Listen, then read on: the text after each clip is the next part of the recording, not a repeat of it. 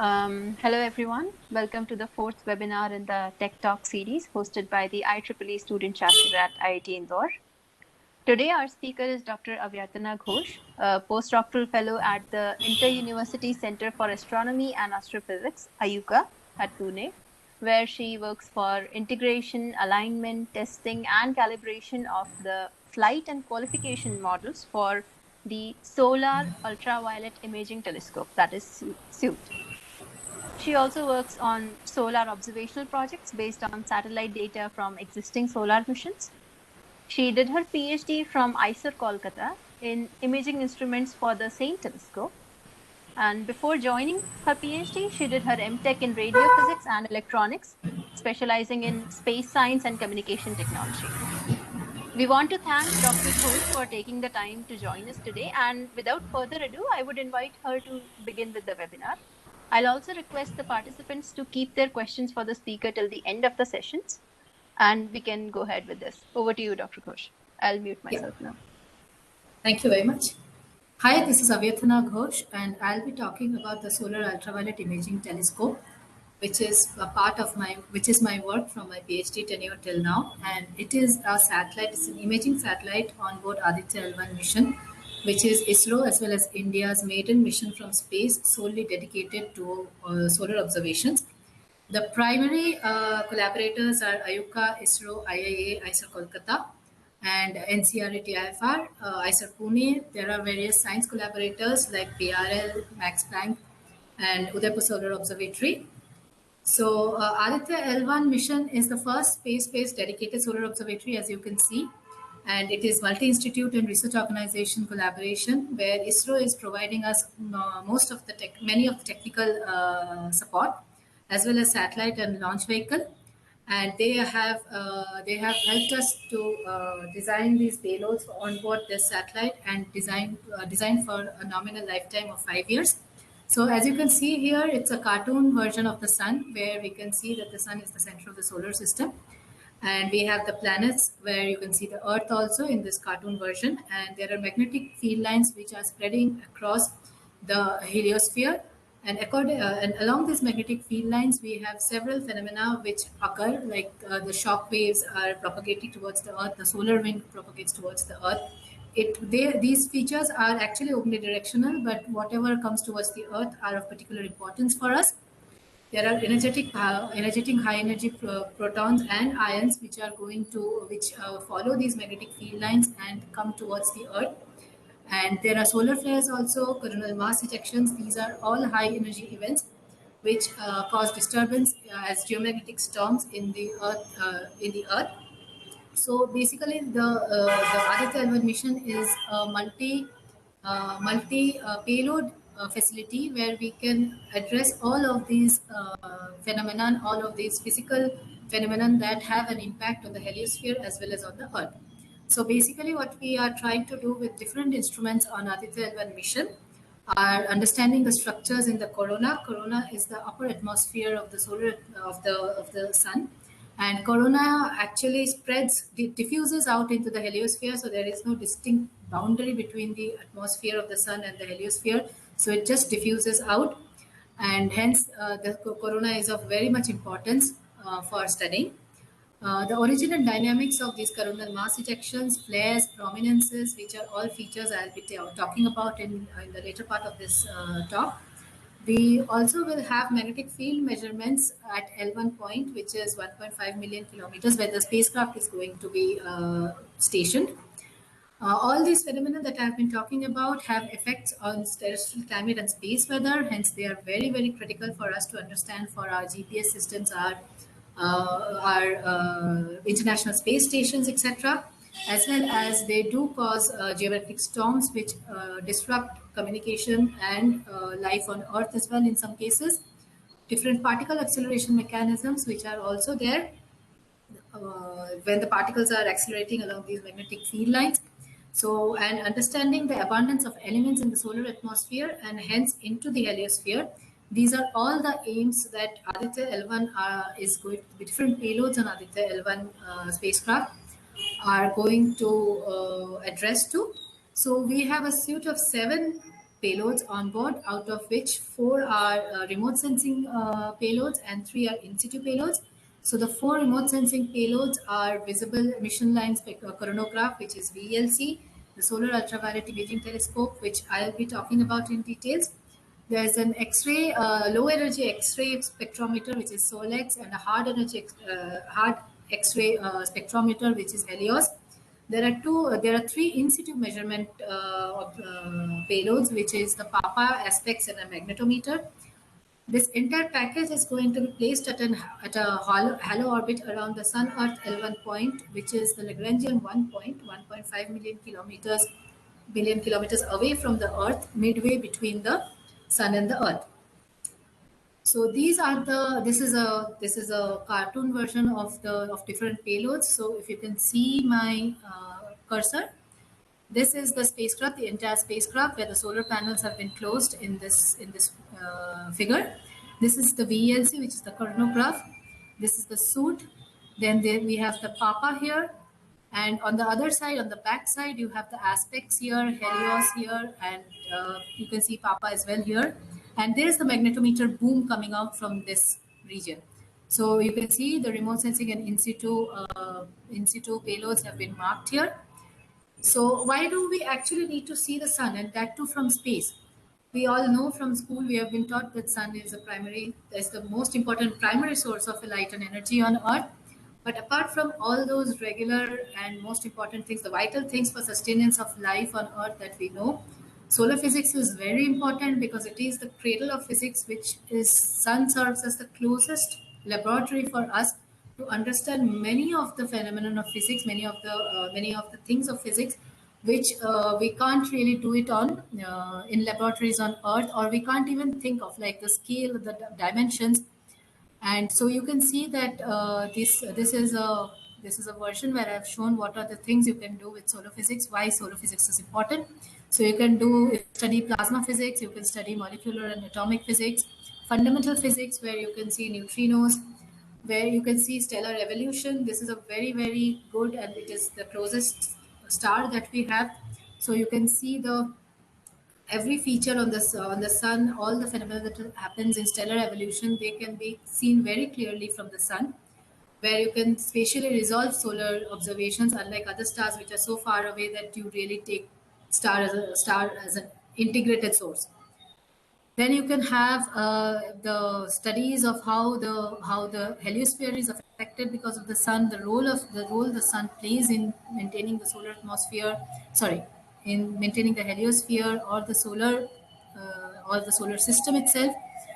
How sun-earth relationship is important for maintaining climate, space weather. The sun is an extremely good laboratory to understand turbulence and magnetic field generation, which is the dynamo phenomenon. So these are the very, very important things, and sun serves as a laboratory for us to understand these things.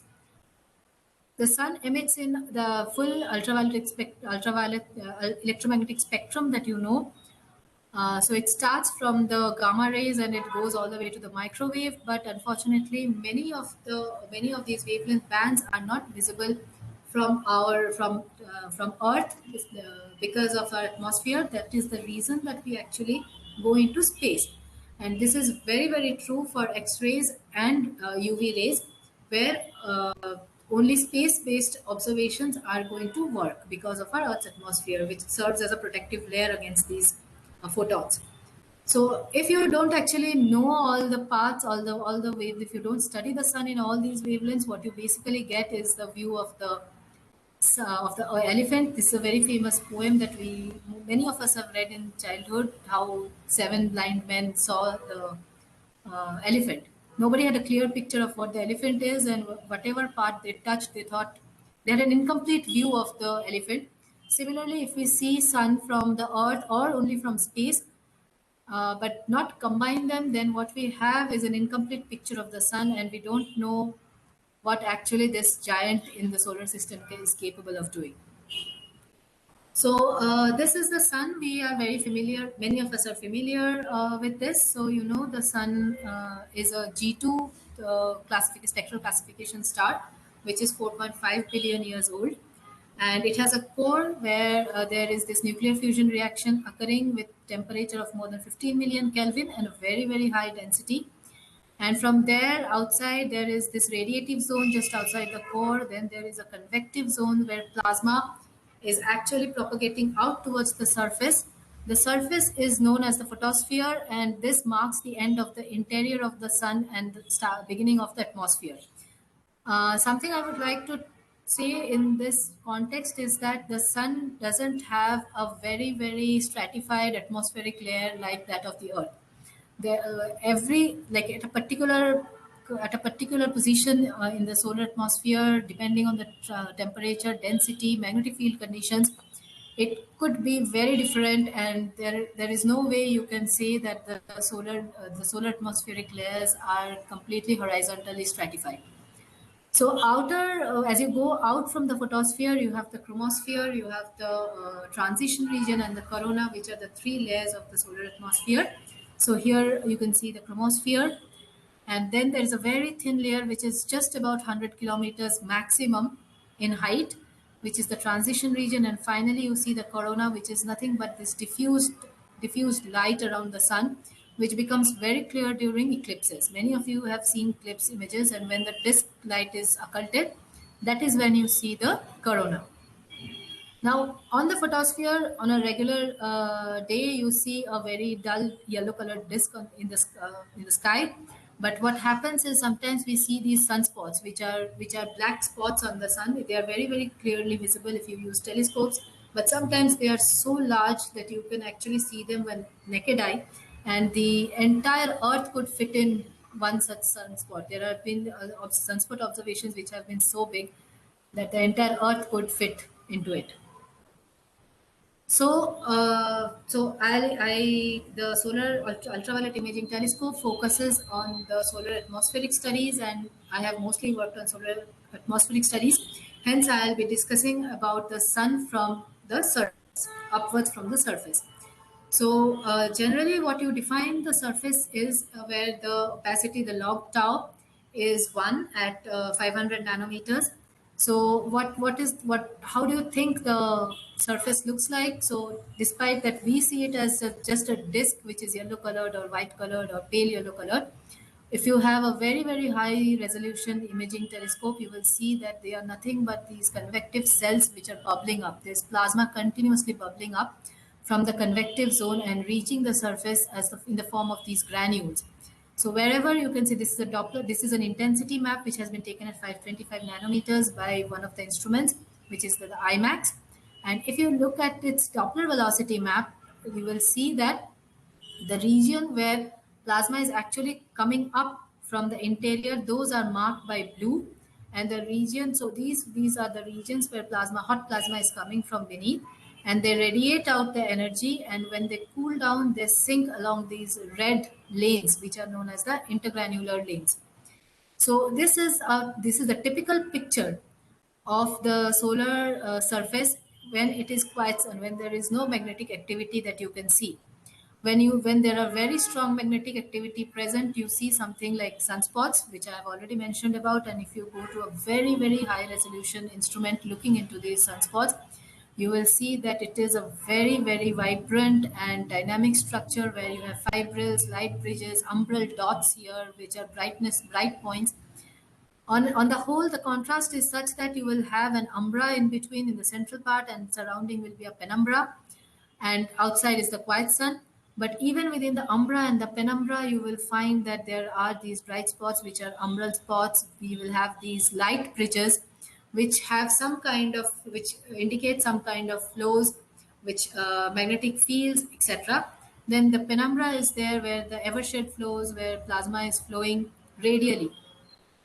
So these structures, these magnetic field lines are actually coming up from the tachocline, which is a very thin line of thickness about few hundred, not even few hundred kilometers, and it is at about zero point 0.7 R sun. The radius of it is at a height of 0.7 R sun, which is the solar radius. And from that region, these magnetic field lines are coming up due to buoyancy. These magnetic field lines are pulled up and then pulled up with a plasma, and then you have the differential rotation.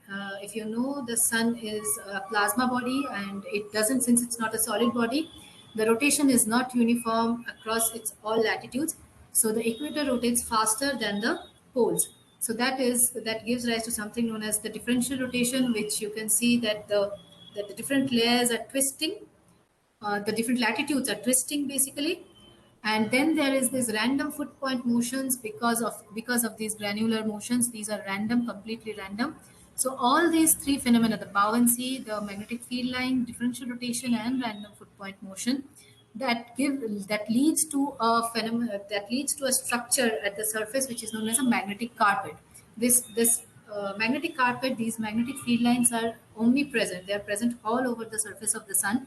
It is only where they are more than a kilogauss strong where you can see that the radiation has been inhibited, as a result of which these dark patches come up. But everywhere you have magnetic field lines of the order of 50 gauss to 100 gauss, and that constitutes the magnetic carpet. And it is so dynamic that the magnetic carpet can there is a whole set of new lines emerging and then disappearing within a few seconds to a few minutes time scale. Now, if you go to the solar atmosphere, so if you remember, I said that this is the quiet sun where you don't see strong magnetic field regions, but wherever you see these strong magnetic field regions, we term them as active region. And this is a the magnetic field line of sight image that we have taken from Kitt Peak Observatory. The same thing if you look at lower chromosphere. This is how the same region is going to, the same surface is going to look. So you can see that the quiet sun region here, which looks like it has no dynamic activity or nothing, as you go higher up in the atmosphere, from here you go to this height of the solar atmosphere where the temperature is 1 million Kelvin, that is the corona, and even higher. If you go into regions where it is nearly 10 million Kelvin, the temperatures are shown here. You can see how these structures, the entire structure of the face of the sun has changed. So wherever the strong magnetic field regions were there, they are accompanied by enhanced emission in the chromosphere corona. But the other regions also do have a diffused emission that is always present in the upper layers of the solar atmosphere. So this diffused emission that we see, it is possible that we see it diffused because we don't have sufficiently high resolution observatories or telescopes. And once we achieve that kind of technological advancement, we are going to resolve these structures. And in that case, what we are going to see in the solar atmosphere are these kind of very clear loop structures, which are very much present in the solar atmosphere. These are basically magnetic field lines, and they have a very different, like there are several classification of these loops. Some of them just range to less than 1 million Kelvin temperature. Some go between 1 to 2 million Kelvin temperature, and some are very hot that go to beyond 5 million Kelvin temperature. And these loops can extend very high into the solar atmosphere, and they can go up to few hundreds of megameters into the solar atmosphere. So this region here is basically the chromosphere, what you see here. So this region, which is completely devoid of any intensity distribution, intensity variation here. When you go to chromosphere, you see that there are patches, there is very clear intensity distribution. And if you zoom in and look at one of such regions, you are going to see this kind of variation. This particular image has been taken by magnesium 2, which is an middle to upper chromospheric line. And if you go into the corona, you will see these kind of diffused structures, diffused plasma, or these kind of loop structures. And finally, some of these loop structures, some of these active regions which have strong magnetic field lines, when you see them in X-rays, they actually emit in X-rays, and you can see them as X-ray bright spots. This is a particular feature that I have. This is a particular phenomenon that I have shown here. This belongs to active region 12700, and this accompanied a solar flare of magnitude A 8.9 class. So you can see that the solar atmosphere is a very dynamic feature, quite contrary to what we see in the sky. So as you move into the heliosphere, since I've mentioned that the corona doesn't have a distinct boundary, it just spreads into diffuses into the heliosphere. Many of these structures that you see, they actually just smear into the heliosphere and they match into the heliosphere without any distinct boundary. One of these things, one of these plasma features that are omnipresent and they continuously flow out from the corona into the heliosphere is the solar wind, which you can see here. The solar wind has two components: the fast solar wind, which comes from the polar regions, and the slow solar wind, which comes from near the equator. Then there are these flares, which are highly eruptive events accompanied by large quantities of energy emission, and these are not very rare. Like, they have a certain probability of happening, but it is not that they are happening continuously, as like I mentioned about the magnetic carpet. So this is the solar. This is an image of a solar flare that you see in 304 angstrom, which is basically in the chromosphere. So if you see a solar flare event in the chromosphere, you see something like this. And this image has been taken by the Atmospheric Imaging Assembly, which is on board the Solar Dynamic Observatory. This is a NASA mission, and this AIA is a payload on the NASA mission, and it has several imaging channels which see the sun from the photosphere all the way into the corona. And when you see a solar flare in chromosphere, you see a feature like this, whereas you see a solar flare kind of structure, or in fact the entire solar atmosphere. In other wavelengths, in other channels where AIA operate, you will see this kind of a phenomenon. So this is actually, the lower panel is actually a combination, a composite image of three wavelength channels that AIA has, which is 131, 193, and 171. These channels correspond to temperature layers starting from about 80,000 Kelvin to about 3 to 5 million Kelvin. So it's a composite image, and you can see that how this entire structure looks. It has some similarity with this chromospheric line, which is about tens of thousands of Kelvin, and then some unique features, some unique manifestations, energy contrast, energy enhancements you are seen in other wavelengths. At the same time, we have these coronal mass ejections. You can see a coronal mass ejection image here, which is also taken from NASA images. And you can see this is a chunk of the plasma blowing away from the sun. And this is so large as compared to the Earth, which is here. So you can see that when this kind of a huge blob of plasma is engulfing the Earth, you can understand what is the dimension you are talking about. Thankfully, Earth is secured because of its own magnetic field structures, which is kind of which cages the Earth around itself, which stops most of these high energy events from reaching the Earth, except for the polar cusps, where we see the aurora, and the cusps are actually the funnels which channelize these high energy particles into the solar atmosphere and have some role to play in geomagnetic storms, as well as the beautiful northern and southern lights that we see. So, whatever observatories we have till date, we have seen that they are either in the visible range, which corresponds to the photosphere of the sun, or they are corresponding to the extreme ultraviolet and X-rays, which correspond to the higher layers of the solar atmosphere, which is the transition region or the corona. So here is just a height-wise mapping of some of the solar features. So here the temperature is increasing. So this is the photosphere. There is an active region. Sorry, there's an active region here. There are a few active regions here, and this is the quiet sun. And we are increasing in temperature. We are going this way, and these are different instruments that have been flown or which have monitored the sun till date. And till here we go, and then we go to higher temperatures here. Temperature is again increasing from here till here. So what has happened is that the near ultraviolet region, which corresponds to the upper photosphere to the lower and middle chromosphere, that is a region which has not yet been very clearly studied. But this is very important because, as I mentioned, photosphere is the layer where the sun has radiated its energy in the form of visible light that we are seeing. And then some of this energy is also being passed into the upper layers, as you can see through those magnetic field lines or in the form of waves. But this layer that is there, this behaves as an infinite source of energy to the upper layer. This layer itself, which is missing here, which doesn't have an observation here as such, that region radiates itself.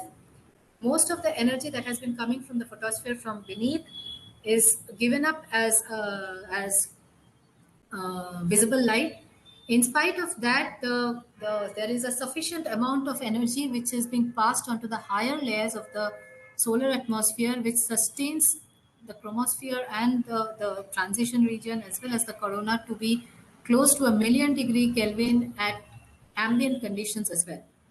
So what is that this chromosphere has, or how does this chromosphere look, or what kind of plasma diagnostics like temperature, density, and what kind of wave propagation or magnetic field propagation is occurring in that region, that the chromosphere behaves as a source as well as a sink. It's an infinite source for the upper atmosphere, and it is a sink when many of this plasma, a lot of this plasma, when the loops I showed, the plasma in those loops cool down and they come back to the surface of the earth, they hit the chromosphere first.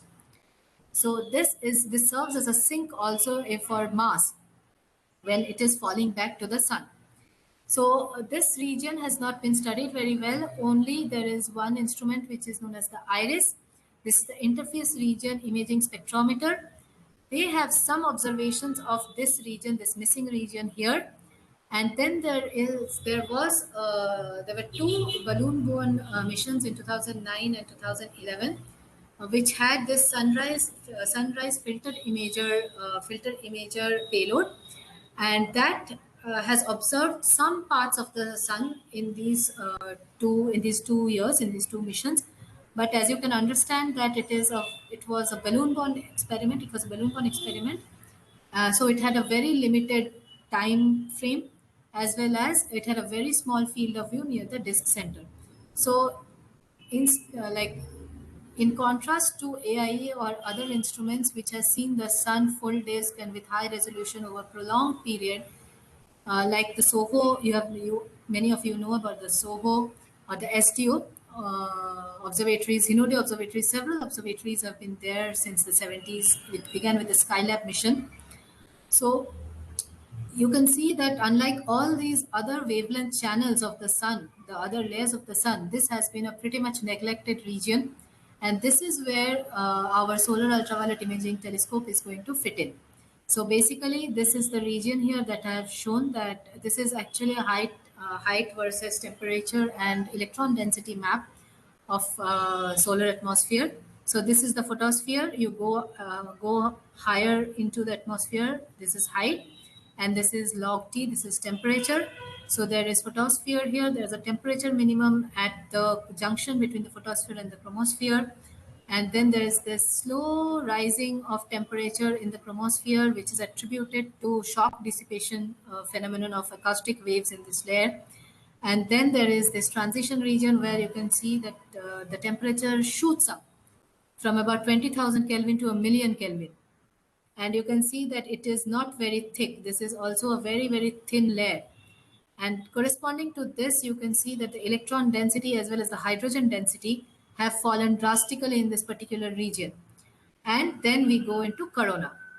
But this region, as you can see from here, sorry, as you can see from this image, this entire region has been quite well studied.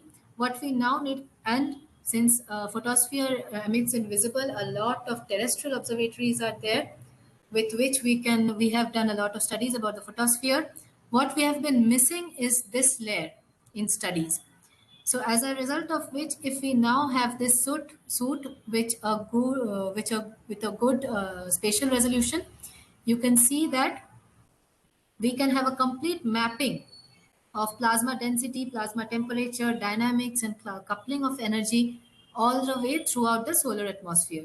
This is the ambition why the suit is being built, along with understanding the formation of flares which are also seen in the chromosphere. So this is the solar ultraviolet imaging telescope you can see. So this is the door mechanism here, which opens when we go into space and we are placed into orbit. There the door opens and this is the door mechanism.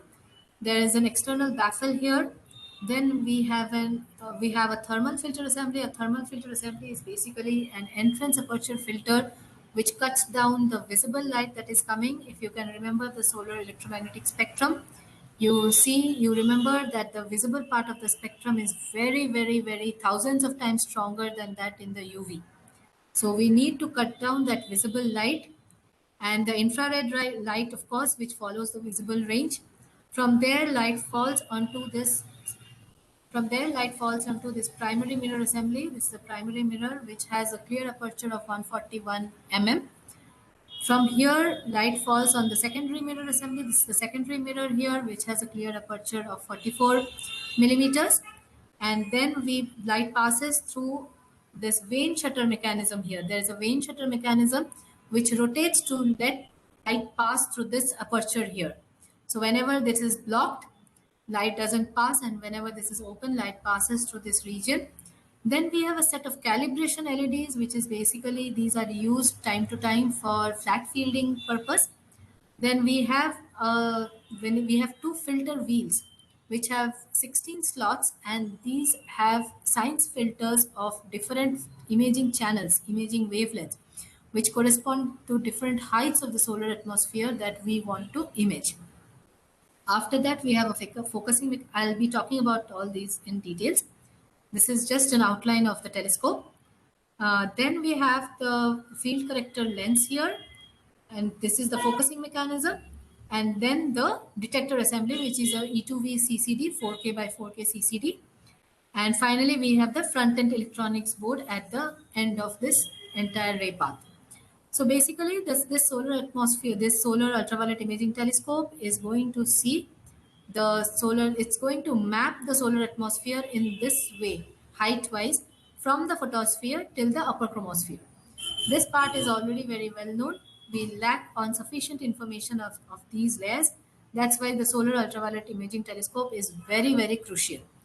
Another very important objective of the solar ultraviolet imaging telescope is to observe the sun in spatially resolved way, where we see the emission, the UV emission at certain wavelength bands, which are very critical for our terrestrial climate.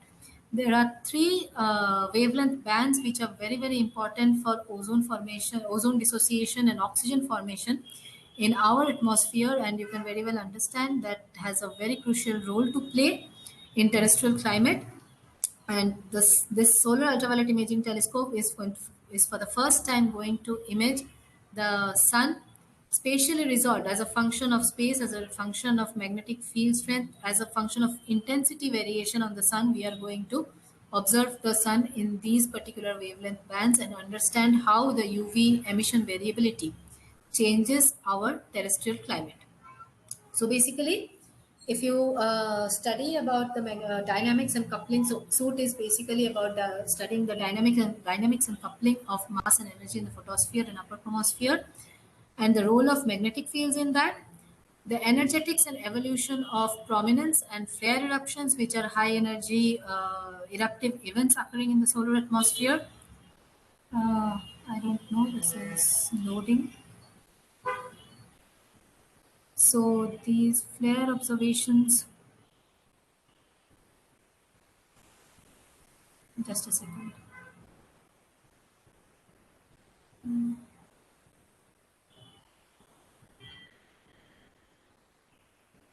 Okay, so I'll just wait if this loads. I don't know why it's taking so long. So, okay, so this is a typical example of a flare observation that you do. And this is done in the magnesium 2 line at 279, centered around 279.6 nanometer. And this observation has been done by IRIS, the interface region imaging spectrometer. And you can see how these intensity variations are happening, and they are actually happening along. They trace out magnetic field lines, and they with a very, very enhanced emission, and they actually in some sense, they add to the energy budget of the solar atmosphere because so much energy is being radiated out in terms of it is given out in terms of emission. So basically, you see for dynamics and coupling of mass and energy in the photosphere and upper chromosphere, these are the layers, as I've discussed in the previous slide, that we are going to look into. We are going to create maps like this. The third important thing is already I have mentioned that UV variability in wavelength bands which impact space and terrestrial weather. We will be having spatially resolved observations of emission in those wavelength bands for the first time. So how does SUIT address the scientific objectives that I have been mentioning about? It's an imaging telescope which is at the L1 point, so there is no night there. It is 24/7 observation. We have a suite of 11 science filters which are spread between 200 to 400 nanometers. We have spatially resolved full disk imaging as well as region of interest high cadence imaging where the cadence of these images is less than a minute. And we also have an onboard algorithm for tracking these region of interest because as I mentioned that the different latitudes of the sun actually rotate at different speeds. So you need to track if you want to see the dynamics and evolution of a region of interest. We have a plate scale of zero point 0.7 arcsecond per pixel, which translates to about 730 kilometers at the disk center. So whatever you will see will be of this order here. And we have an onboard intelligence for the tracking.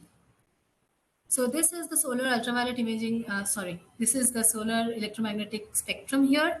And this region here is the wavelength band, which is of importance for SUIT. This is SUIT's operational wavelength band between 200 to 400 nanometers. This is shown here in details.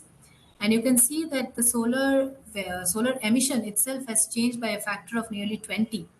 And we have various filters, the 11 filters, out of which 8 are narrowband filters are positioned across this operational wavelength band. And we have these 3 broadband filters, which are marked in the violet lines here, the purple lines here. One very important thing about these science filters is that these 4 closely spaced filters here belong to the magnesium 2 lines. These are the wings of the magnesium 2 and 2K and H lines as well as the line cores. And they are used in tandem to estimate the magnesium 2 index, which actually mimics the Lyman alpha emission, which in turn is a proxy for the UV variability of the sun. So the operational wavelength is 200 to 400 nanometers. We have science filters, 11 science filters. We have operational modes of full disk ROI. The entire field of view is from center to 1.2 hour sun. So we see beyond the disk of the sun also, because then you are going to see the limb phenomena. If any eruptive event is occurring at the limb that you can see. We have a primary aperture of about 141 millimeters, effective focal length of 3500 millimeters. We see a contrast ratio of 10:1 under non-eruptive conditions, that is when there is no flares occurring. The CCD is 4K cross 4K with a full well capacity of 1,90,000 electrons. The desired signal to noise ratio for the darkest feature is 100, and you can very well understand that if a contrast ratio is 10 times, for the bright features, the signal to noise ratio is going to be much, much higher. So contrast ratio is 1 is to 10 is to 1. How do we find that? So if you see here is a dark spot and here is the adjacent brighter regions, you see that if you track the intensity variation spatially, how much difference do you get? In magnesium 2 K line, which is one of our filters, which is NV4, we see that the maximum difference that you see under non-eruptive condition is about 4 is to 1 or 5 is to 1. At the same time, if there's a flare, this is the same movie I showed you earlier. If there is a flare and you see that between the ambient surface of the sun on the dark spot of the sun and a flare, an emerging flare, the variation could be few hundreds of times, though here it is not very strong. In that sense, it is only about 5 to 10 times stronger. So we see that we have considered a contrast ratio of 10 is to 1, which is a sufficiently good margin to incorporate even the non-eruptive bright features on the sun. So what happens is many of these science filters that we have been talking about, they have very, very different full width half maxima. So full width half maxima is the broadening of the spectral line of the filter that allows light through it. So if you consider the broadest broadband filter that we have, that has a FWHM of 58 nanometers, whereas the narrowest narrowband filter has a FWHM of just zero point 0.1 nanometers. So that is for all these 11 science filters, the FWHM varies by a factor of 580, and the solar flux in the operational wavelength range itself varies by 20 times. But we have only one CCD with a given full well capacity. So the dynamic range that the CCD has to cover is about 12,000, and no CCD is capable of handling this kind of large dynamic range where the incoming photon flux could vary by a factor so large. Also, we have different exposure times, which somehow help to mitigate this effect of dynamic range of the photon flux total coming in to the CCD through these different filters, because we can range our exposure something between 100 milliseconds to 1400 milliseconds. And in nominal conditions, we assume that the photoelectron count for the dark dark feature is going to be 10,000, and given that contrast ratio is 10 is to 1, it will be 1 lakh per pixel for a bright feature under non-eruptive condition. We also so since here you can see that it is just 1 lakh, whereas the full well capacity is 1 lakh 90,000. Even if you discount out the linearity region of the CCD, you still have about 40% margin in CCD full well capacity to accommodate the enhanced emission for eruptive events. Now, the reality is, since the sun is so bright, that we find photoelectron count per pixel per second for different pixel, which ranges from about 170 times than what is acceptable to about 4 lakh times than what is acceptable. The highest acceptable number under normal condition is 1 lakh, and you can see how large it is. So we have to use cut down filters, but no single filter can cater to this requirement over a wavelength range between 200 to 400 nanometers. So we did a lot of R&D with a lot of vendors here in India as well as as well as abroad, and we found out that we need an entrance aperture filter, which is known as a thermal filter, at the very entrance, that plays the crucial role of cutting down the solar light that is coming by about 99.7%. Only 0.3% light is allowed to pass into the payload between 200 to 400 nanometers. And in the visible range where the solar emission itself is very large, this goes down even further. And there is an increased transmission in the IR, but we know that IR itself is suppressed in the solar electromagnetic spectrum, hence it doesn't really affect in that sense. This thermal filter has been very crucial in maintaining the throughput and the full well capacity, the linearity regime, as well as the performance of the CCD, as well as it has ensured that the temperature within the payload remains between 20 plus minus 3 degrees Celsius under every given condition. This is one of the most crucial components, and this is basically UV fused silica substrate with layers of chromium, aluminum, and silicon dioxide of different thicknesses, which is of a few hundreds of angstrom in thickness. And this has reduced the incoming power to a few milliwatts, whereas the total incoming power at the entrance aperture filter, at the thermal filter, just ahead of the thermal filter, when it's coming from the sun, the incoming power is of 30 watt. It has given us sufficient margin for preventing CCG saturation. This is another crucial component because this is exposed to harsh space environment, and we had to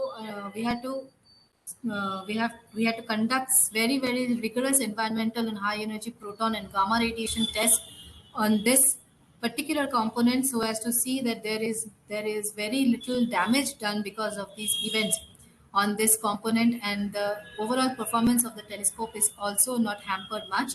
We see that there is a change of performance less than 5% even for high energy proton and gamma radiation tests. Currently, we are undergoing an accelerated lifetime test, which is being conducted under vacuum with 3 times the solar power, and this is an ongoing test. Apart from the thermal filter, we needed more complementary filters to cut down because the FWHM of the filters themselves varied by a factor of 580. And the thermal filter is common to all filters, it is at the entrance. So we needed extra filters, which are the complementary filters, to compensate for the difference of the FWHM of these science filters. So we had three complementary filters, which which are basically band pass filters in nature, but they have been modified in some respect. And one of them is this BPF1 here, which has been coupled with the four magnesium filters. Then we have another band pass filter which has been coupled with two another NB6 and NB7 science filter. And there is a third band pass filter, which corresponds to the last two broadband filters, BB2 and BB3. The unfortunate thing is for three of these science filters, NB1, BB1, and NB8, we could never arrange for a complement. Neither we could design it. I mean, even if we designed it, it was very difficult to achieve from a material science point of view coatings which could give us sufficient cut down for these three filters. So what we have done is we have actually used another copy of the same filter in tandem so that we can achieve our required performance. So these are basically the different science filters. NB1 is centered at 214 nanometers. It is at the extreme lower end of the solar spectrum of the operational wavelength range of soot. And then we have NB2, which is the Mg2K wing, NB3, which is Mg2K line core, NB4 is Mg2H line core. All these lines have something to do, they have got something unique to tell us about the different layers of the solar atmosphere. And you can actually patch them up and create an entire image of the height-wise structure of the solar atmosphere and how mass energy is being coupled from different layers. Either it is from bottom to top or top to bottom. Then NB5 is magnesium 2 H wing. NB6, which is centered at 300 nanometers, is very crucial for sunspot studies. NB7 is similar for sunspot studies and intensity variations in these two are basically used for understanding the intensity variation in photosphere. Then we have the calcium 2H line, which is NB8. This is centered at 396.85 nanometers, and this is the narrowest narrowband filter that we have. All of these science filters have about 20 to 25% peak transmission, and the three broadband filters are between 200 to 240, 242 to 300, 320 to 360. These two are very, very important for photo dissociation purpose to understand the photo dissociation in our atmosphere because of solar UV emission. And these also have varied transmission capacities for peak transmissions, 25%, 45%, and 70% respectively. And these are the pictorial representations of these science filters, their profiles. So for an instrument that is imaging, we consider something known as an effective profile. This is basically the profile of all the optical components that you have in its ray path, and that actually gives you an understanding how this telescope or this imaging facility or any other instrument is going to behave. It's a response function, kind of a response function. So if you consider, since I have mentioned that there is a primary mirror, there's a secondary mirror. So you can see the mirror reflections here. This shows that curve here shows the mirror reflection. Then there was a lens at the focusing mechanism as a part of the focusing mechanism, which has a transmission, whose transmission profile is shown here, and the quantum efficiency of the CCD itself.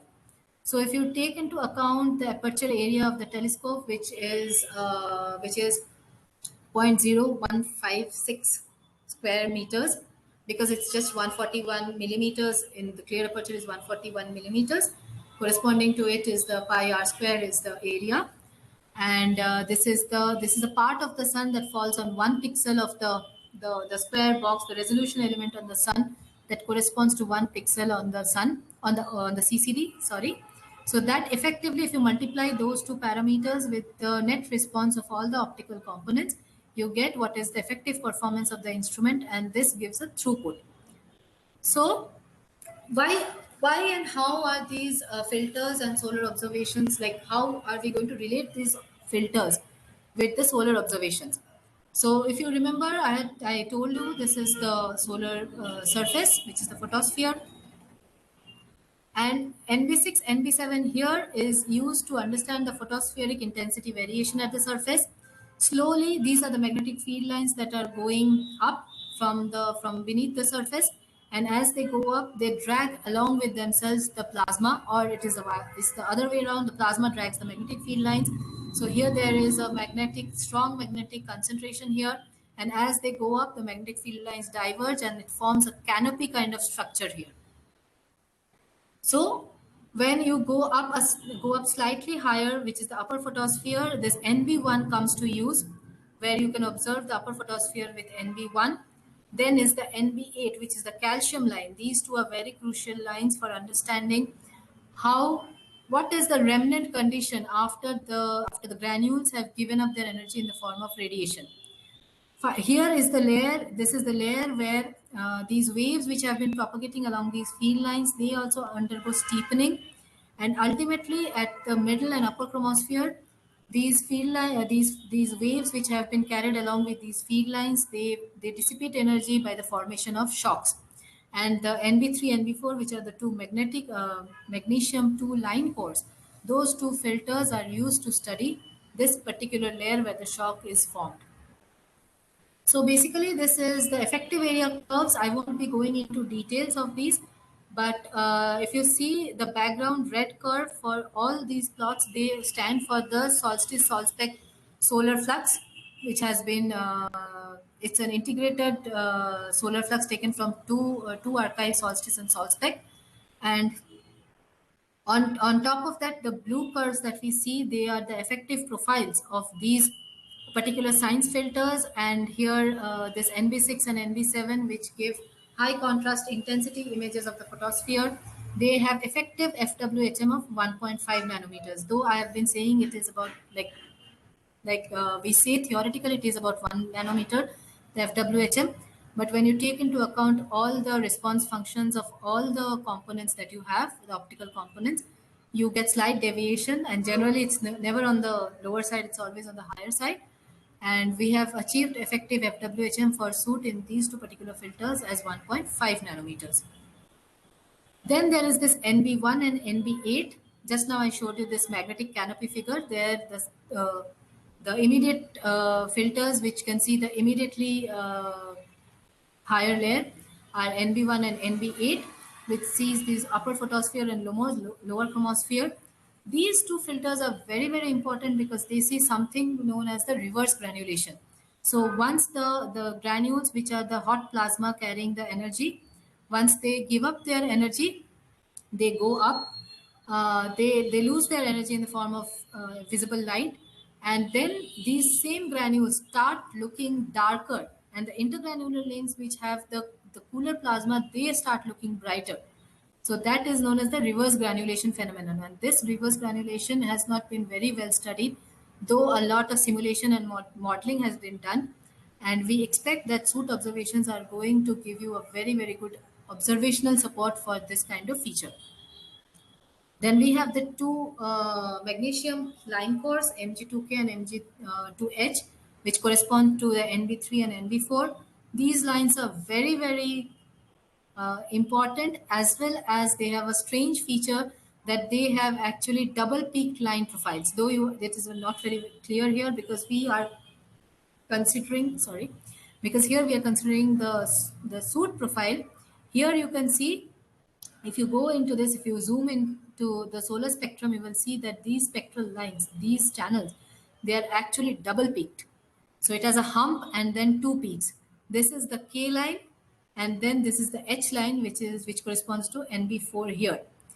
And what we see is that we have achieved FWHM, effective HWHM, about 0.5 nanometers for these filters, and they are perfect for intensity variation studies in middle to upper chromosphere. NB2, NB5 are the continuum, and they are actually the wings of these two line cores that I just now spoke. Most important feature of these four filters, NB4 and NB3, NB4, NB2, NB3, NB4, NB5, are that It gives us an estimate of the UV variability in terms of the Lyman alpha index, the Mg2 index. Finally, the three broadband filters, the photo dissociation and ozone balance bands, which is very important for understanding terrestrial climate. So for the first time, we will be having these spatially resolved images, and you can imagine that we have a plate scale of zero point 0.7 arc second per pixel. So you are going to, and you have magnetic field, so you will see bright and dark features wherever there is a magnetic field is present or not.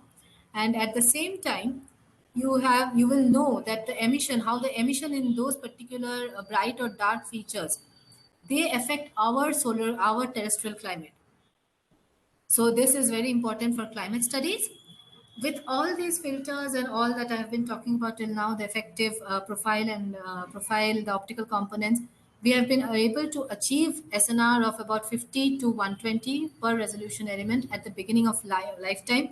However, we are expecting this to be better when we actually go into space, because we have accounted for a 25% degradation of different optical components at the design level to when it is placed in orbit. Efforts are being made to reduce to model the leak mitigation, so that the SNR that we are expecting is going to be more than 100 even for the darkest features for all these science filters. So this is an imaging performance. So PSF is basically a point spread function. So if you have a point source, what is you're going to see at the CCD? So at the center of the CCD, you are going to see something like this, but this is not constant at all points on the CCD. You can see here, as you go away from the center, the CCD, the point spread function is going to be very, very different. It is going to change shape, as well as the distribution of energy is going to change. And if you consider an input energy, this is a SUFI image, the sunrise filter imager, which was a balloon-borne payload. If you consider that to be an input image right now for the sake of modeling and simulation, when you go from the center, when you see the same image, if you see the same image in suit, at the central location of the CCD, you're going to see something like this. But when you are going further away from the CCD, you are going to see images like this. Since Sufi had a very, very high resolution, 0.02 arc second per pixel, whereas we have zero point 0.7 arc second per pixel, we will be having an overall smudging and smearing out of features, but we are not going to lose out on the contrast of the images of the features, so that we are expecting that we are going to get good observations of all these magnetic features, magnetic as well as non-magnetic features, so showing any kind of distribution of intensity. We have calibration methods also. We have periodic stellar calibration, which is being done at 9 CCD locations using Alpha Lyrae, which is the Vega or the Sirius A star. Using Sirius A star, which is comparatively brighter than Vega or Alpha Lyrae, as the scientific name is, you can have these observations within a span of few hours. But if you go to Alpha Lyrae, which is a weaker star as compared to Sirius A, it is going to range for about days. We also have two sets of LEDs at 258 nanometers and 355 nanometers, which have been used, which will be used for uh, flat fielding with a typical exposure time of 5 minutes. Something that is very important for such imaging telescope is stray light. If there is any light leaking into the optical system from any part, or if a ray, like any of these ray which is coming through, but they get reflection, they bounce back on these surfaces, on the surfaces of the telescope itself, and they get into multiple reflection mode, then they actually lead to very, very poor contrast and stray light quality. That is why it is very important to understand as mechanically to seal every other point except the entrance aperture, so that no light is leaking from anywhere, and also ensure that all these optical components, all the mechanical mounts, the baffles, the structures you have around, the covering structures, they have been coated with sufficiently good black paints of UV grade, so that there is no such multiple reflections occurring inside, and that serve as an unwanted light to the CCD. So this is done by a software known as Advanced Systems Analysis Program, ASAP. And in the ideal condition, in presence of any scattering or any reflection within the telescope, what you're going to see, what you're expecting to see is this kind of ray tracing across the telescope. Here also you see one or two stray beams being generated from the secondary mirror mount, and we can't help it. But we have to ensure that these at some point they are mitigated or they are destroyed. They don't reach the CCD. But when there are reflections, so these are not ideal conditions, so there will be some reflection inside these optical components, the mirrors. They have surface roughness, though we have made them very, very smooth, but there are still surface roughness present on these optical components, and they give rise to scattered beams. And these are coupled with the beams that are scattered from the body of the telescope, from the baffle, and they all add up to a scattered ray diagram. Like this is what you are going to expect and see actually. And many of these light beams are going to reach the CCD. You can't help it. So what you actually do is you estimate and then try to minimize the scattered to specular flux ratio. So what is the amount of scattered light and what is the direct beam light that you get? And this modeling with all the paints that we have studied and their reflection profiles, transmission profiles of all the mounts, all the mechanical components of the all the optical components, we have seen that we have achieved by the choice of by the mechanical design, tilts, or even the choice of paints, we have kept it to 0.03, less than 0.03%. And this is the kind of scattered disk image you're going to see. Ideally, you should have seen something like this, but what you see is a non-uniform distribution on the CCD of light rays. We have several operational modes where the basic mode is a synoptic mode, where this is the most rigorous mode, and under normal conditions, this is what is going to be run, where we are going to see we are going to see 20 rounds of these narrowband filters in ROI mode, followed by full disk images, and in between we will be doing flare checks, which will be done by the soft X-ray and hard X-ray instruments on board, as well as we have internal onboard intelligence from suit observations itself. We will keep checking if we have solar flares. We see the onset of flare, and in case a flare is positively detected, we are going to go into flare observation mode, where we are going to observe the flare dynamics and energetics of the flare for next 2 hours. We have different calibration and engineering modes. In addition to that, we have the science objective driven modes, out of which the wave studies is one, the sun climate studies is one, reverse granulation studies, etc. All of these I have covered in some part, and we are open to science objective driven modes proposals from people. And we are going to, if we see that we can do more science with combination of these filters, which can address relatively new or some new aspects of our science objectives, then we will be implementing those on board. So basically, when we place the telescope in orbit, we will have the boot phase, then we will have the pre-validation PV phase operations, and then we'll straight away go into the synoptic mode, which with a lossless compression of 2 will be giving a data of about 115 gigabits every day. Time to time, we will be going into the calibration and engineering modes, and then we will be going into science proposal mode as and when they come. And in between the synoptic mode and the science observation mode, one critical factor is the flare trigger check. And if the flare trigger check results in a positive trigger, then we will be doing high cadence ROI observation of the flares. In between, we also have a safety logic. We have a set of safety logic conditions for the satellite. Like under some conditions, if the satellite or the payload safety is threatened, or we think that it is going to be compromised or it is not working properly, a set of instructions are there on board which are going to be implemented, and the satellite and the payload particularly is going to shut down till the next manual intervention happens when the satellite comes. Because the earth is rotating, we will be receiving data only during 8 hours of the day when we are facing the sun, because the satellite is between the sun and the earth. So we will be waiting until we see the satellite again, and human intervention will be required to get the payload out of the safety logic condition. This is the prototype flight model which is being assembled at class 100 clean room in SAG Space Astronomy Group in ISITE Bangalore. So this is where the thermal filter is going to be placed. Right now it doesn't have a thermal filter; it has the mount only. This is the primary mirror, secondary mirror. Then this is the LED that we are using for flat fielding. This is actually one of the filter wheels that we have mounted till now.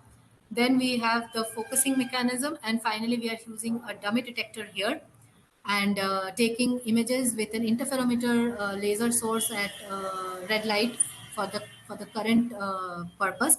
But in due course of time, we will be using another model of this as a collimator, which will be giving out collimated beams as if they are coming from the sun. So these are just what is the current status. So this is the kind of images we have seen from engineering model. This is the CCD suits and sensor that has been mounted. These are the coupons of different science filters, the interference patterns that we have seen when we have used the interferometer. This is the baking chamber. So since this is a UV telescope, contamination is very, very important. Molecular contamination as well as particulate contamination. Particulate contamination arises from dust particles that are present in air, and molecular contamination occurs when there is outgassing from hydrocarbons or any adhesive that we are using, or even the paints that we have been using. So what we have to do is we have to bake at high temperature to release those things. Uh, this is actually, sorry, this is not the complete picture. This is one of the tests that we have performed for high energy proton radiation test at the LINAC TIFR Mumbai. And this is the LED system. This is here you can see this focusing lens be undergoing a vibration.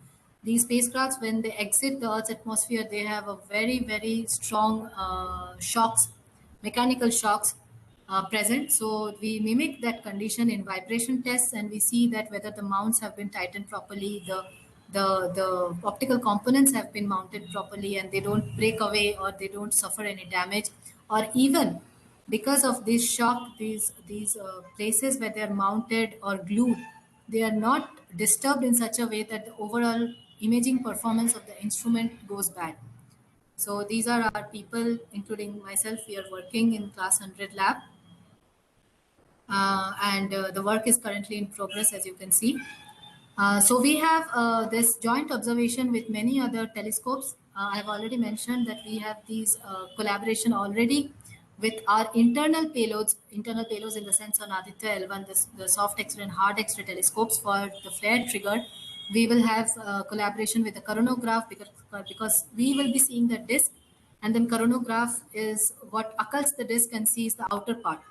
So we will be having collaboration with them. But in addition to that, we will be having collaboration with other existing and upcoming missions, upcoming telescopes in solar astronomy, which includes AIA. AIA has been working for a long time. The Hinode is there. Hinode is a Japanese JAXA mission, and SOT is a solar optical telescope.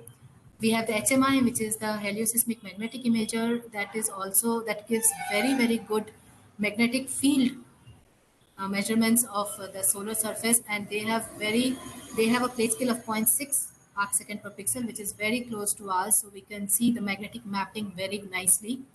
We will be having iris imaging and spectroscopy, particularly in the magnesium 2 line.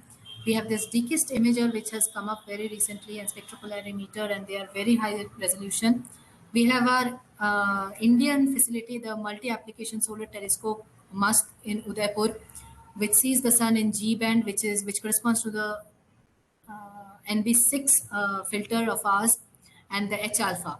So all this is actually going to fill up that void, that gap in that coupling image that I showed, the layer-wise observation of the sun, where there was a small region which was empty. This one. So we are hoping that suit is going to fill up that blank, and in due course of time, we will have a full mapping of the solar atmosphere. So suit is where this fits in here. Thank you. Thank you, Dr. Ghosh, for the wonderful talk. There are a couple of questions in the chat, and Okay. I will unmute the questioner, and they can ask their questions, and you can just respond to them. So first, I would unmute Bhuvnesh Brawar. You have asked a question. You can unmute yourself now and ask your question again.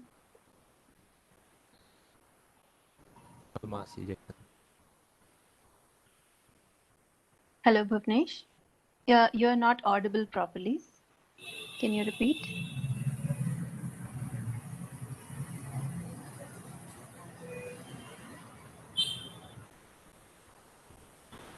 Hello, Hello. am I Hi. audible? Yeah.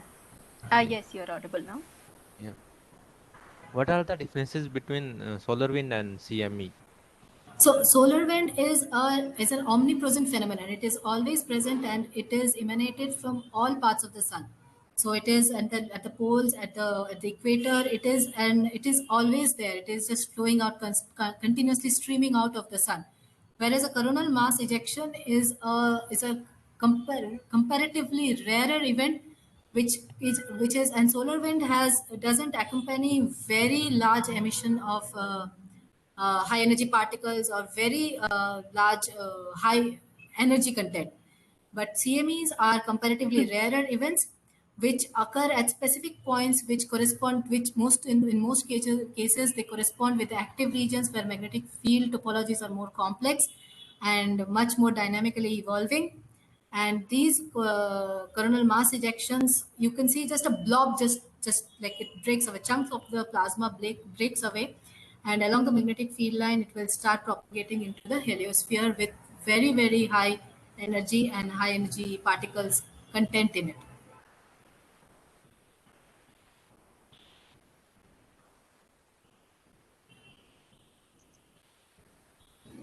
Bhuvnesh, does that answer your question? Yeah, it's okay. Thanks. Okay. The next question is by Santosh. I'm going to unmute you now, Santosh, and you can ask your question.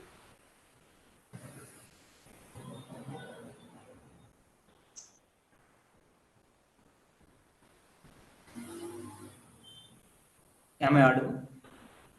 Yes, you're audible. Good evening, ma'am. Good evening. So my question is, how do we exactly know this wavelengths as specific to the different aspects of sun, while we are still exploring the various aspects of sun? Why we are still verifying? I mean, while we are still exploring different aspects of sun, how do we exactly know these wavelengths as specifics to those Okay, aspects already? very this actually goes back to 1940s. So in 1940s, I don't remember exactly, but it was in one part of southern India that solar eclipse peak was there, and it was there. I also don't remember the name of the astronomer. He had this particular observation and he saw for the first time that the light that he received, he did a spectral analysis using a spectrometer. He identified that the light he is seeing corresponds to iron 12. So he understood that the light, as you know about Fraunhofer lines, right? So whatever light you are getting, if you do them, if you see them through a prism or use a spectrometer, you will be seeing that different lines are going to be emitted depending on the temperature. We have a primary idea. We have actually a very good idea of what kind of ions are present in the solar atmosphere, and you know the temperature, and when you know the temperature you can understand what is the ionization that is going to happen at such temperatures given the ionization equilibrium conditions. So if you see those things and if you use simulations, you are going to understand that given a particular temperature, a particular uh, density, density of that ion, how much that is abundant in that atmosphere, you will be understanding what kind of spectral lines you are going to. There is a possibility of that kind of spectral lines being emitted. And then when in 1970s solar missions started, people started observing and tallying them with the calculations that they have done, with the modeling they have done. And as and when we gained more and more knowledge into the ion content, the abundance of elements in the solar atmosphere, as well as its temperature profile and density, local density profile, that we understand, and then we keep on, it's a work in progress. We keep on improving our understanding, and then we iterate it to the next level, where we use these information to design the spectral bands, the imaging wavelengths or imaging channels. uh, I didn't exactly understand what, like, the two questions you asked, but maybe did this answer your question?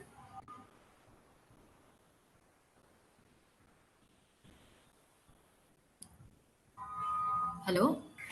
Yes, ma'am. Yes, ma'am. Okay. Okay. Thank you, Santosh, for your question. Next, I would like to ask Swapnesh. I'll unmute you and you can ask your question now.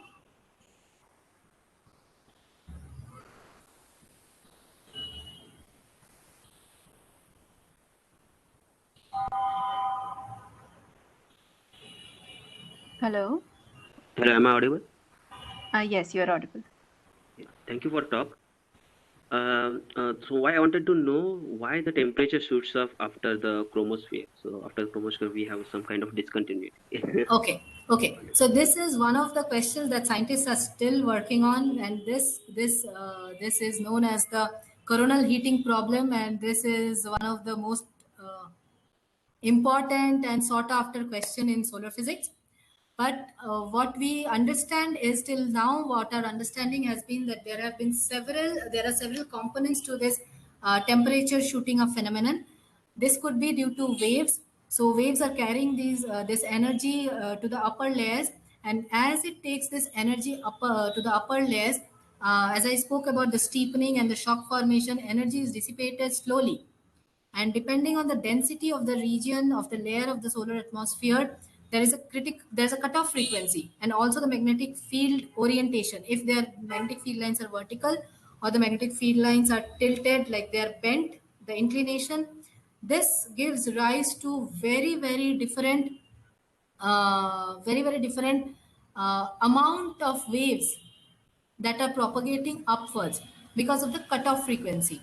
So if it's in an active region, there is a certain amount of energy that is reaching to an upper layer, whereas in the other case, where in the quiet sun it is not so, or vice versa. So in that case, what you see is that these waves go up at different layers, and as and when they find a layer where they dissipate energy, they actually, that causes a shooting of the temperature and energy deposition in the upper layers, in whatever upper layer you're considering.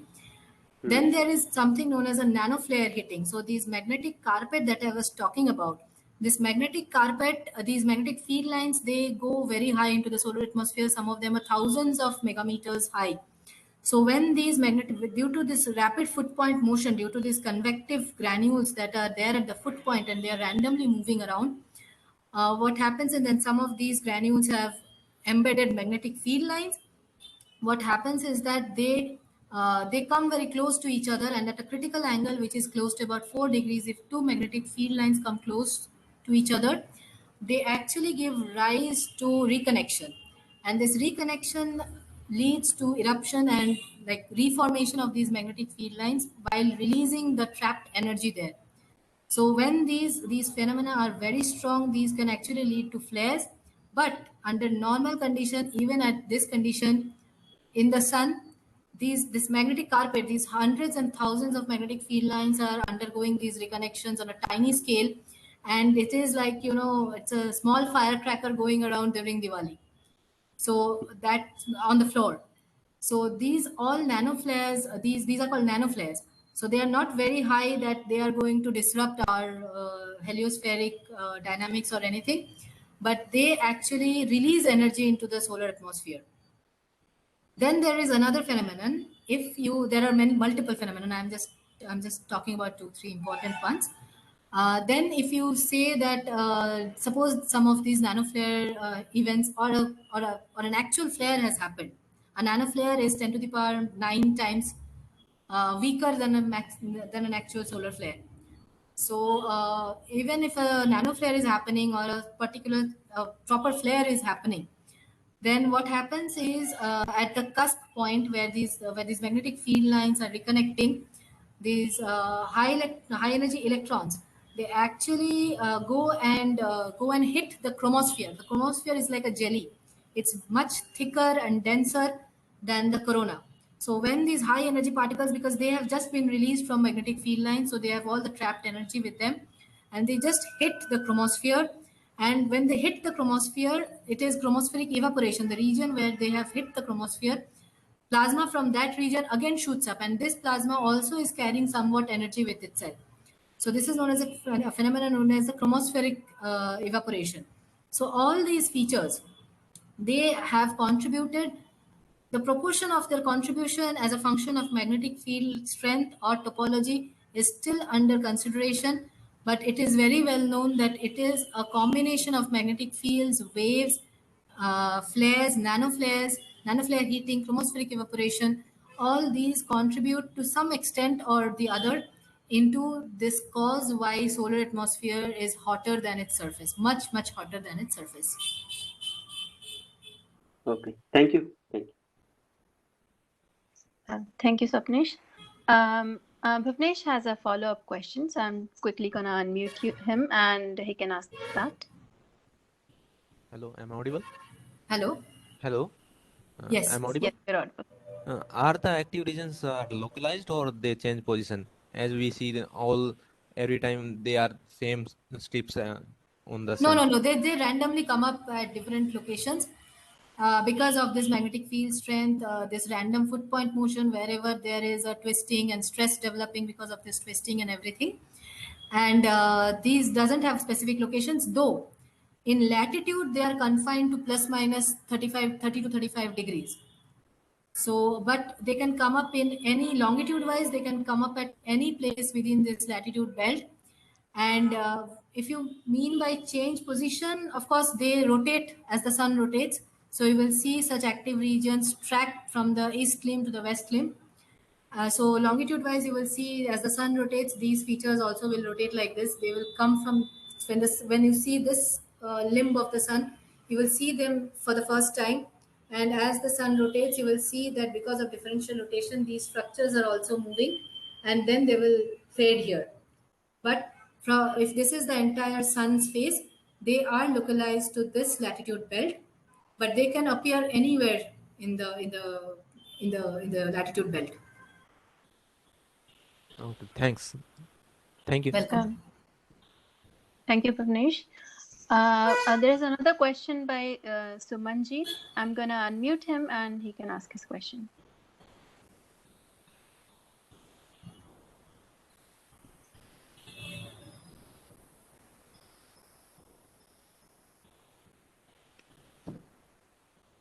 Hello, Sumanjit, are you there? Hello, am I audible? Yes.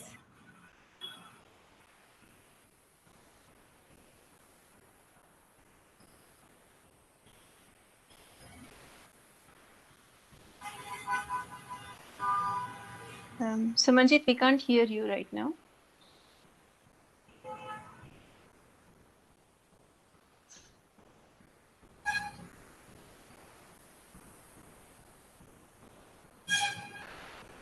Hello?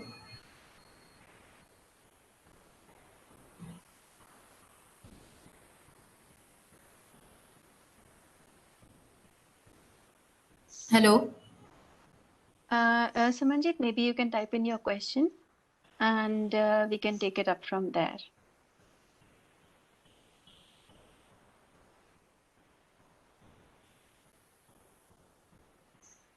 I would. Hello, hello. Now, am I audible? Yes. Yes. Yeah. Oh, hi. Hi, Dr. Ghosh. Very nice talk. Thanks a lot for the information about the suit on board Aditya L1. Thank you. My question was basically, I am interested on aspects on board Aditya L1. I will be working on it in the future.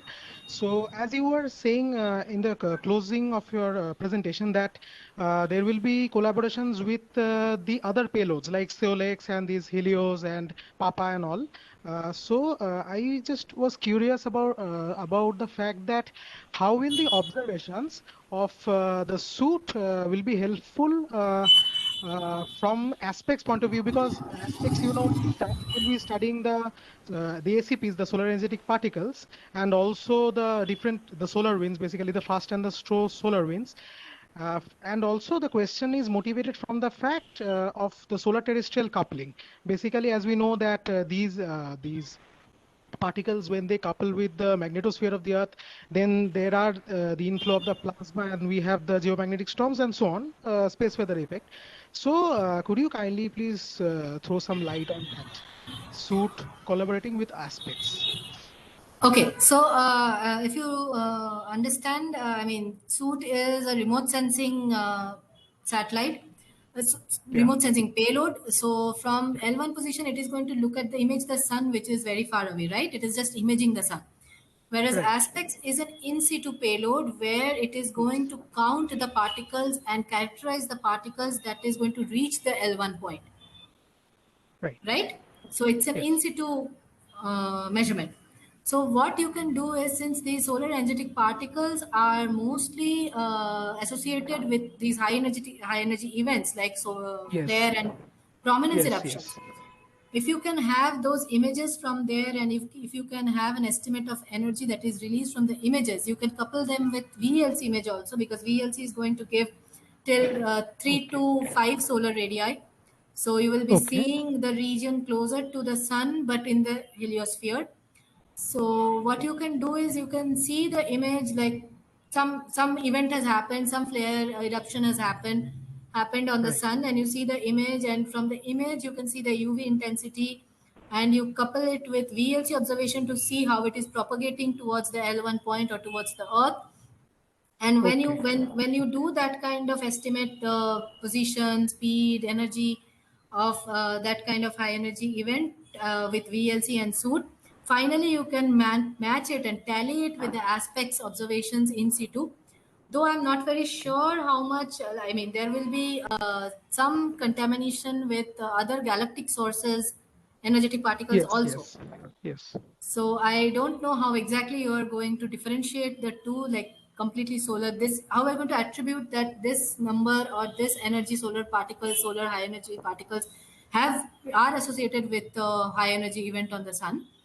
But you can of course try to do it, because you know when this event has started, because you will have disk image from suit, you will have Yes. interplanetary position like the heliospheric image or information from VLC, and then at the L1 point, which for us is the destination, there you can have the in Yes. situ observation, in situ measurement of the energetic particles, and understand what kind of you can correlate them basically.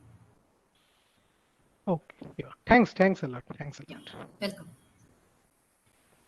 Thank you, Sumanjit, for the question. I would like to ask Dr. Saurabh if he has any more questions for the speaker. No, actually, no question. Thanks, Apartana. This is really a nice talk, and so much new things I also learned about this instrument. So, when we are expecting that payload in the space, it is on the timeline. Expected timeline is something between 22 and 23. Okay, and we are on track, right? Yeah, I mean, we would have been well on track if Corona didn't happen. Yes, that's why I'm asking. Yeah, no, the Corona has actually set back the entire procedure for 6 months. Okay, okay, I understand. Yeah, Okay, yeah, yes. thanks. Thank you, Dr. Saurabh. Once again, thank you, Dr. Ghosh, for the wonderful talk today. And I would like to thank all the attendees. And now we can, I guess, end the event. Thanks all. Have a good day. Bye-bye. Bye-bye.